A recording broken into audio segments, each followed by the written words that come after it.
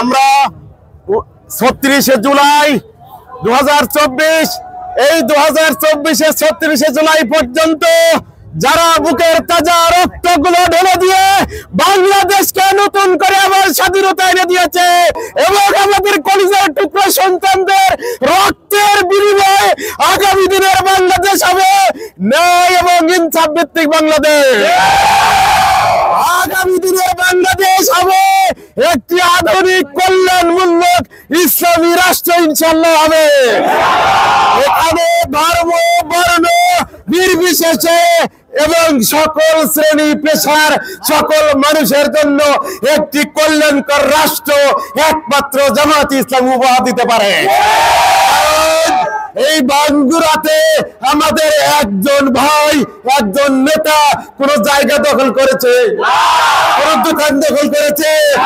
চাঁদাবাজি করেছে করে নাই, তাহলে বোঝা গেল জামাত ইসলামীর হাতে বাঙ্গুরা নিরাপদ, জামাত ইসলামীর হাতে জাতপুর ফরিদপুর নিরাপদ, জামাত ইসলামীর হাতে জামাত ইসলামীর কাছে পাবনা ৩ আসন নিরাপদ। সকল ধর্ম বর্ণ শ্রেণী নির্বিশেষে সকলের কাছে উদাত্ত আহ্বান, আসুন আমরা বাংলাদেশ জামাত ইসলামীর ছায়াতলে একত্রিত হয়ে দাঁড়িপাল্লা প্রতীকে আগামী দিনের জাতীয় সংসদ নির্বাচনে দাঁড়িপাল্লার প্রতীককে বিজয়ী করে একটি আধুনিক এবং কল্যাণকর রাষ্ট্র উপহার দেওয়ার জন্য আমি উদাত্ত আহ্বান রেখে